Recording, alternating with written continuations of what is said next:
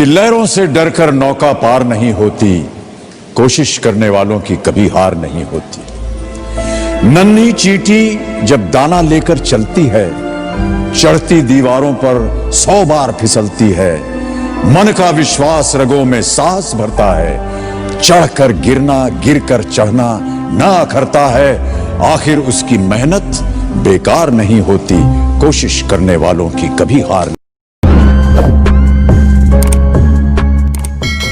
नमस्कार मेरे प्यारे बच्चों, आप सभी का एक बार फिर से मेरे इस YouTube चैनल में स्वागत है। जो लोग मेरे इस चैनल पे पहली बार आए हैं, बस मेरा उनसे यही निवेदन है कि आप इस चैनल को पहले सब्सक्राइब कर लें और इसे जितना ज़्यादा से ज़्यादा हो सके लोगों में शेयर करें, ताकि और भी जो बच्चे हैं वो इस लॉकडाउन में अपनी पढ़ाई को कंटिन्यू कर पाएँ और उनकी पढ़ाई में किसी भी प्रकार की कोई प्रॉब्लम ना आए। आज का जो ये वीडियो है आप सबके लिए बड़ा स्पेशल है, बहुत ही ज़्यादा इम्पॉर्टेंट है। यह वीडियो स्पेशली मैंने जो बनाया है ये 12th की फिजिक्स का समझिएगा एक बहुत अहम रोल प्ले करेगा आगे चल के। और ये एक छोटा सा टॉपिक होता है, देखने में छोटा सा है। मैं जिस टॉपिक को बताने चल रहा हूँ उसका नाम मैं लिख दे रहा हूँ इक्विपोटेंशियल सरफेस। बात को थोड़ा समझिएगा, आपको इक्विपोटेंशियल सरफेस के बारे में पढ़ना है। इस वीडियो में मैं केवल दो ही बातों की चर्चा करूंगा। एक, इक्विपोटेंशियल सरफेस होता क्या है, फिर हो सकता है इस सरफेस के टाइप के बारे में आपको मैं बता दूं, और टाइप के बाद आप सभी लोगों को मैं जो बताऊंगा वो रहेगा प्रॉपर्टीज। मतलब कुल मिला के इस वीडियो में आप सभी लोग ये सीखेंगे, एकदम डाउट आपका क्लियर हो जाएगा कि इक्विपोटेंशियल सरफेस कहते किसको हैं, कैसे हम बनाते हैं, कितने टाइप का हो सकता है, और इतना ही नहीं इसकी प्रॉपर्टी क्या होती है, इसकी क्वालिटी क्या होती है, ये सारी चीजों को आपको मैं समझाने चल रहा हूं। देखिए सबसे पहले अगर हम डेफिनेशन की बात करें तो इसका जो नेम है इसी की डेफिनेशन है। आप बोल सकते हैं surface at which potential will be same बोलिए या इक्वल बोलिए, एट ऑल पॉसिबल पॉइंट। यानी उस सरफेस पर जितने भी पॉइंट पॉसिबल हो सभी जगहों पे पोटेंशियल क्या हो, सेम हो, तो हम सभी लोग ऐसे सरफेस को क्या नाम देंगे, इक्विपोटेंशियल सरफेस। यानी इनके कहने का मतलब है, जैसे मान लीजिएगा ऐसा कोई आपके पास इस सरफेस में बना रहा हूं, इस सरफेस पे जितने भी पॉइंट हैं ये जो दिख रहे हैं, ये जितने भी पॉइंट है सब जगह पे पोटेंशियल क्या होना चाहिए, सेम होना चाहिए। अगर ऐसा कोई सरफेस आपकी नजर में आता है तो हम उसे क्या नाम देते हैं, इक्विपोटेंशियल सरफेस कहते हैं। हाँ, इक्विपोटेंशियल सरफेस के लिए एक बात मैं और भी ज्यादा क्लियर कर देता हूं, वो बहुत ही ज्यादा जरूरी है, उसे आप अच्छी तरीके से समझिएगा। इक्विपोटेंशियल सरफेस को हम क्या बना सकते हैं कि ये इमेजिनरी सरफेस है, तो मैं आपको एकदम से क्लियर कर दूं कि ये एक टाइप की इमेजिनरी सरफेस होती है। और आप इसको कैसे बनाएंगे, और ऐसा ही नहीं, आगे चल के आप देखेंगे रियल सरफेस भी इक्विपोटेंशियल हो सकते हैं, काफी कुछ सीखने वाले हो। तो इसको बनाने के लिए क्या सोचा गया, तो सबसे पहले आप एक बताइए पोटेंशियल का फॉर्मूला क्या था। V इज इक्वल क्या था, 1/4πε0 K, और चार्ज बाई कितना था R। इसका डेरिवेशन मैंने दो मेथड से कराया हुआ है, और आप सभी लोग जो लोग नए आए हैं इसका डेरिवेशन अच्छी तरीके से देखिएगा, बड़ा ही इंपॉर्टेंट डेरिवेशन होता है। अब ये जो आपके पास है, मैं इसी फॉर्मूले के हिसाब से आपको पोटेंशियल की फीलिंग करा रहा हूं। मैं एक बात बता दूं, जैसे एक मान लीजिए हमारे पास कोई चार्ज है, वो O पॉइंट पे है, और वो चार्ज कौन सा है, पॉजिटिव Q चार्ज है। अब इस चार्ज का आपको पता होना चाहिए कि एक अपना इलेक्ट्रिक फील्ड होगा, प्लस चार्ज है तो इलेक्ट्रिक फील्ड बाहर की तरफ होगा, सबको पता है। अब हम क्या करते हैं, इसके चारों तरफ एक ऐसा सरफेस ड्रॉ करते हैं। अगर आपको मैं बताऊं, कहीं पर भी अगर पॉइंट ऑब्जेक्ट रहता है ना, तो उसके चारों तरफ अगर सिमेट्रिकल सरफेस ड्रॉ करोगे तो हमेशा स्फेरिकल करना। तो हम इसके चारों तरफ एक स्फेरिकल क्या करते हैं, सरफेस को ड्रॉ करते हैं। जैसे आप देख लीजिए, कुछ हद तक मैं स्फेरिकल बना दे रहा हूं, नहीं तो आप बना लेंगे अपनी बुक में।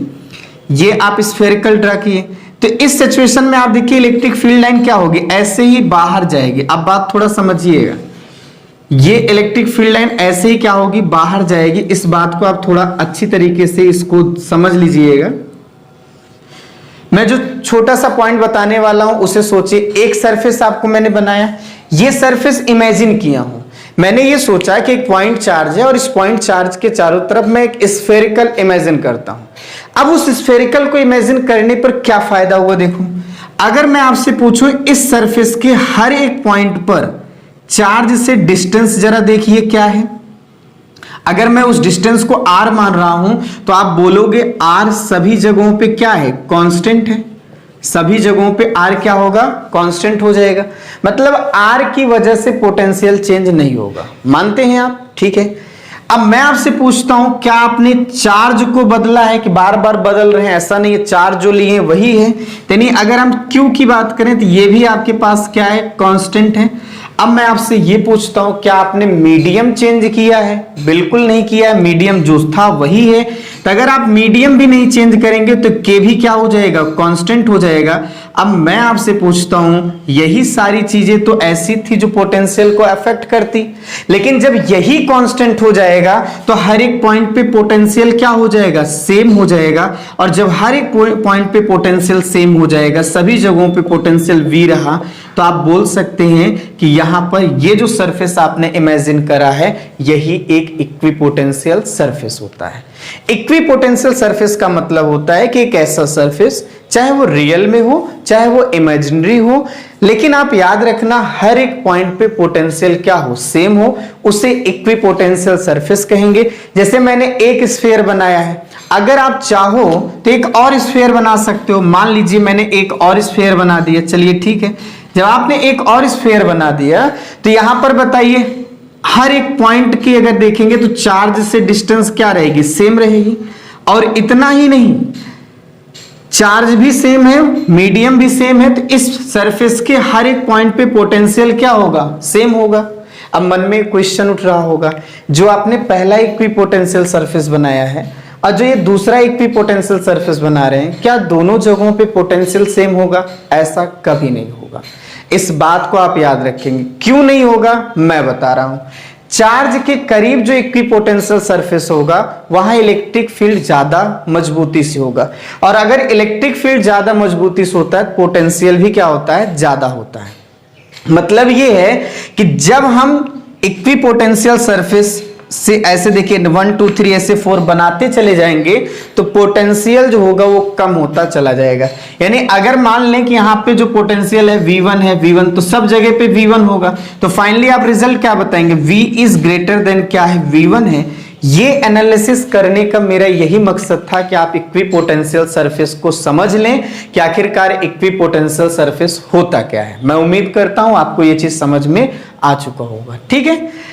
अब इक्विपोटेंशियल सरफेस कितने टाइप का हो सकता है, तो आपको एक तो नजर आ रहा है कि एक स्फेरिकल होता है। क्या होता है, स्फेरिकल इक्विपोटेंशियल सरफेस। आपको मैं बता दूं इक्विपोटेंशियल सरफेस जो है स्फेरिकल कब रहता है, जब कभी भी चार्ज एक पॉइंट जैसा रहेगा, मतलब चार्ज एक पॉइंट पर रहेगा तो आप उसके चारों तरफ जो इक्विपोटेंशियल सरफेस ड्रॉ करेंगे वो किस शेप में करेंगे, स्फेरिकल। दूसरा आपके पास एक रहता है जिसे हम कहते हैं cylindrical, cylindrical equipotential surface, cylindrical equipotential surface. अब ये कब होता है, जैसे मान लीजिए इसके लिए भी मैं आपको बता रहा हूं, ऐसा समझिए जैसे इसका एग्जांपल देख लो, क्या था, एक पॉइंट चार्ज है तो इसके चारों तरफ आप क्या बनाएंगे, ध्यान दीजिएगा, इसके चारों तरफ आप पहले हम स्फेयर ही बना लेते हैं, कई स्फेयर।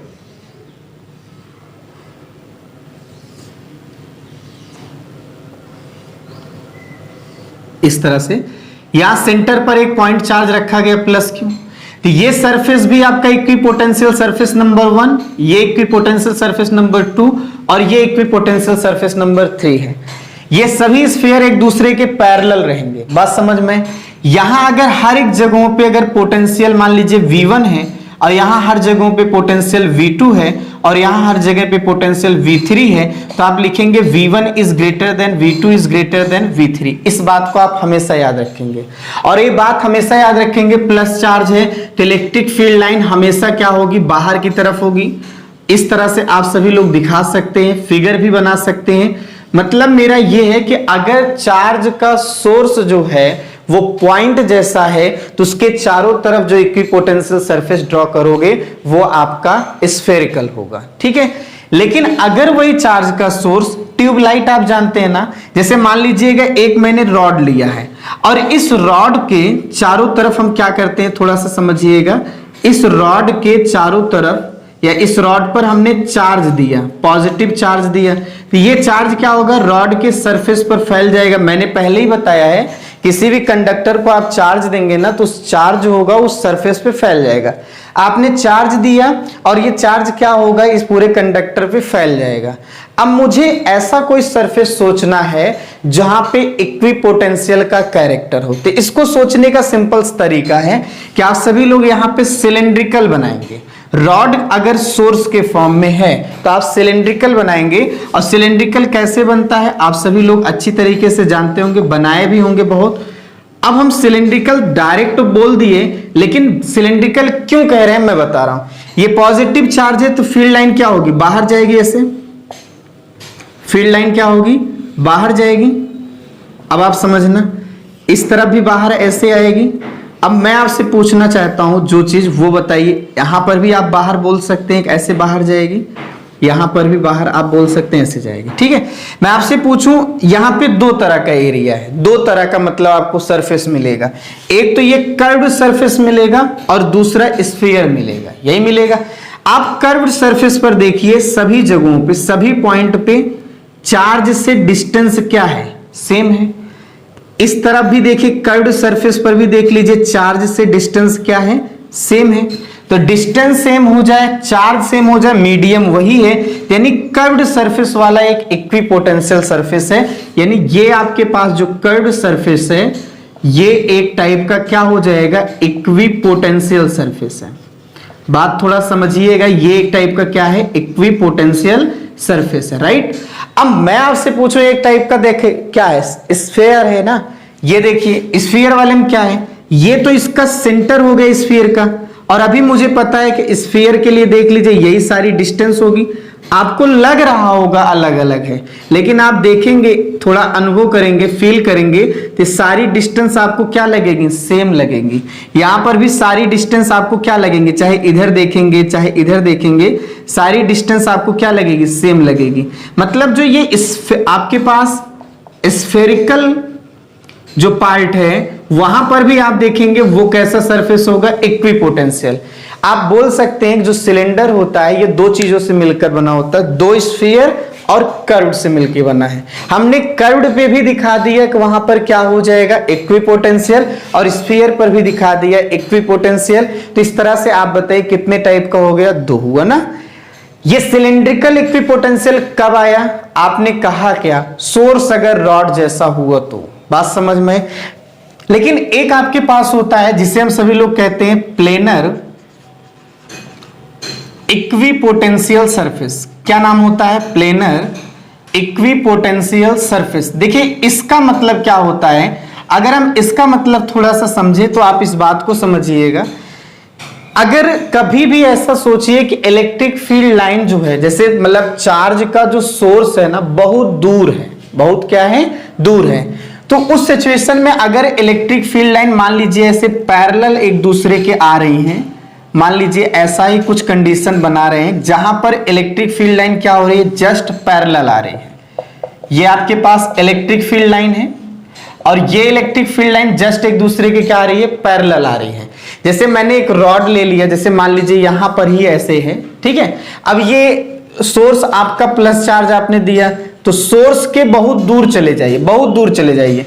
तो जब फील्ड लाइन एक दूसरे के क्या हो जाए, पैरेलल हो जाए, तो उस सिचुएशन में आप एक ऐसा इमेजिन सरफेस सोच सकते हैं। जैसे मान लीजिए ये मैंने सोचा है, एक प्लेन सरफेस आप सोच सकते हैं, जैसे ये मैंने दो सरफेस सोचा है। अगर मैं इन सरफेस के हर एक पॉइंट पे ध्यान से देखूंगा तो हर एक पॉइंट पे इलेक्ट्रिक फील्ड एक ही साथ इंटर करेगी और फिर एक साथ निकलेगी।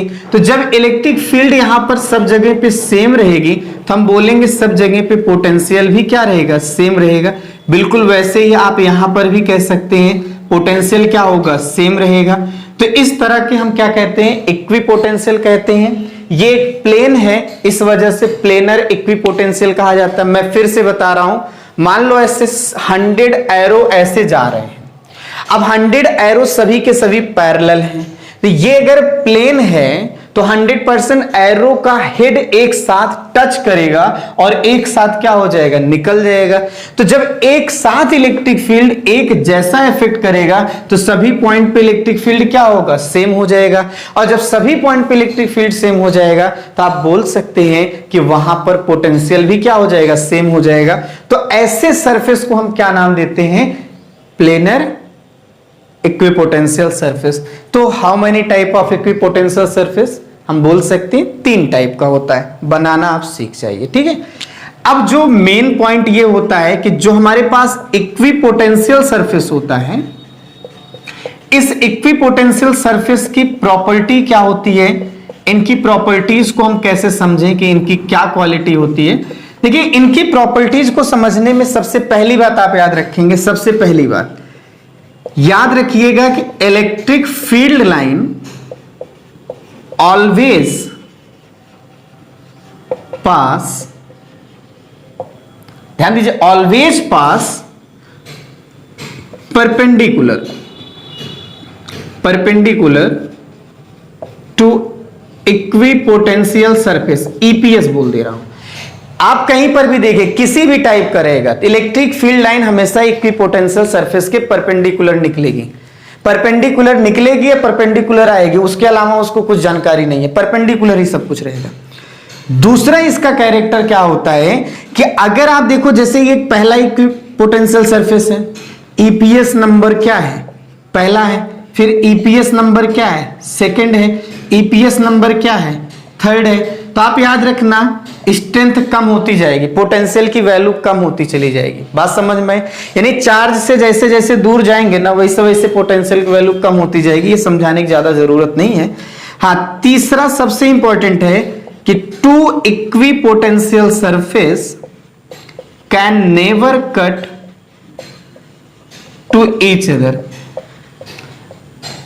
आप इस बात को याद रखेंगे, दो इक्विपोटेंशियल सरफेस कभी भी एक दूसरे को कट नहीं कर सकते। जैसे देखिए, एक सरफेस ये है, एक सरफेस ये है, दोनों इक्विपोटेंशियल हैं, एक दूसरे को कतई कट नहीं कर सकते हैं। अब यहां पर मैंने एक ही बनाया था, आप चाहिए तो दूसरा भी बना सकते हैं। जैसे आप देख लीजिए, मैंने दूसरा बना दिया तो ये भी सिलेंड्रिकल हो गया। ये दोनों एक दूसरे को कभी कट नहीं करेंगे। तो two equipotential surface can never cut to each other, इस बात को आप याद रखेंगे। और सबसे इंपॉर्टेंट, और इस बात को आप याद रखेंगे कि ऑल कंडक्टर और खासकर मेटालिक कंडक्टर, बात समझिएगा, आर इक्विपोटेंशियल सरफेस। जितना भी कंडक्टर रहेगा, जो भी कंडक्टर रहेगा, वो सब इक्विपोटेंशियल सरफेस होता है। अब चाहे जिस साइज में हो, मैं आपसे कह रहा हूं, जैसे इस साइज में एक कंडक्टर है तो ये भी, इसका सरफेस क्या होगा, इक्विपोटेंशियल सरफेस होगा। इस कंडक्टर में अगर है तो इसका भी सरफेस इक्विपोटेंशियल सरफेस होगा। ऐसा है, कहीं पर कुछ भी है तो ये हर एक पॉइंट पे पोटेंशियल क्या होगी, सेम होगी। अच्छा, सेम होने का मतलब क्या निकलता है? जैसे मैंने कह दिया यहां पे पोटेंशियल सब जगहों पे बराबर है, तो इसका मतलब क्या है, चार्ज को एक जगह से दूसरे जगह जाने में कोई वर्क करना नहीं पड़ेगा। ऐसा भी एक प्रॉपर्टी कह सकते हैं कि work done is equal to 0 for movement of charge from one place to another place at equipotential surface. अगर आप इसको लिखना चाहें तो आप ऐसा लिख सकते हैं। एक 5th पॉइंट में याद रखेंगे, क्या आपको मैं लास्ट बता दूं, जैसे work done is 0 for movement of charge from one point to another point at equipotential surface. ये चीज आपको एकदम क्लियर है। हम 4th पॉइंट को और भी अच्छे से क्लियर करते हैं, थोड़ा इसको आप समझिएगा मैं आपसे पूछना चाहता हूं कि अगर जैसे मान लीजिए जैसे ये कोई कंडक्टर है और आपने इस कंडक्टर को चार्ज दिया, तो चार्ज क्या होगा, इसके सरफेस पर ही तो आके सेट हो जाएगा। अब बहुत से लोग सोच रहे होंगे चार्ज जो सेट होगा वो कहीं पे ज्यादा होगा कहीं पे कम होगा, ये भी हो सकता है, कोई दिक्कत नहीं। चार्ज की डेंसिटी कहीं ज्यादा भी हो सकती है कहीं कम हो सकती है, लेकिन एक बात हमेशा याद रखिएगा, ये चार्ज इन दोनों को क्या करेगा, रिपल करेगा। ये चार्ज इन दोनों को रिपल करेगा, क्योंकि जब आप प्लस चार्ज दिए तो प्लस एक दूसरे को रिपल करेंगे। ये इतना रिपल करेंगे कि एक दूसरे को बैलेंस कर देंगे। मैं कह रहा हूं मैं इसको इधर ठेल रहा हूं, उधर वो मुझको ठेल रहा है और मैं कहीं नहीं जा रहा हूं। तो मेरे कहने का मतलब क्या है कि ये जो चार्ज है एक दूसरे को रिपल इतना ज्यादा करेंगे कि एक दूसरे के द्वारा लगाए गए फोर्स को टोटली कैंसिल हो जाएगा। यानी अगर हम नेट फोर्स की बात करेंगे जीरो हो जाएगा, और जब फोर्स ही नहीं लगेगा तो अब आप बताइए नेट फोर्स जीरो हो जाएगा तो चार्ज का मूवमेंट होगा, नहीं होगा। और जब चार्ज मूव नहीं करेगा तो इसका मतलब क्या है। अब मैं पूछता हूं चार्ज मूव कब करता है। चार्ज तभी मूव करता है जब पोटेंशियल डिफरेंस होता है। मैं बार बार समझा रहा हूं, करंट तभी फ्लो करता है जब पोटेंशियल डिफरेंस होता है। लेकिन यहां पर चार्जेस एक दूसरे को इतना ज्यादा रिपल कर चुके हैं, एक दूसरे पे इतने ज्यादा फोर्स लगा चुके हैं, बहुत सारे अगेंस्ट अपोजिशन वाले फोर्स लग रहे हैं, एक दूसरे के इफेक्ट को कैंसिल कर दे रहे हैं। इस वजह से मैं कह सकता हूं नेट फोर्स क्या हो जाएगा, जीरो हो जाएगा। और नेट फोर्स अगर यहां पर जीरो हो जाएगा तो चार्ज आपका जहां पे है वहीं रहेगा, चार्ज मूव नहीं करेगा। और चार्ज नहीं मूव करने का मतलब सब जगह पे पोटेंशियल क्या है, सेम है। भाई पोटेंशियल में डिफरेंस होता तभी चार्ज मूव करता है, इस बात को याद रखना। पर यहां तो पोटेंशियल सब जगह सेम है, या ऐसा कहो चार्ज मूव नहीं कर रहा है, इसलिए मैं कह सकता हूं पोटेंशियल सब जगहों पे सेम है। इस बात को आप याद रखेंगे। कंडक्टर किसी भी शेप का क्यों ना हो, किसी भी साइज का क्यों ना हो, every type of conductor having equipotential surface. इसीलिए मैंने स्टार्टिंग में बोल दिया कि इक्विपोटेंशियल सरफेस रियल में भी हो सकता है, इमेजिनरी भी हो सकती है। आपने ये जो तीनों देखा है इमेजिनरी देखा है, और ये जो देखे आप रियल देखे हैं। तो आज के लिए बस इतना ही, थैंक यू। मुझे उम्मीद है आपको ये चीज एकदम से क्लियर हो गया होगा, पसंद आया होगा, और आप जितना ज्यादा से ज्यादा हो सके लोगों में शेयर करिए, सबको फायदा मिले। Thank you.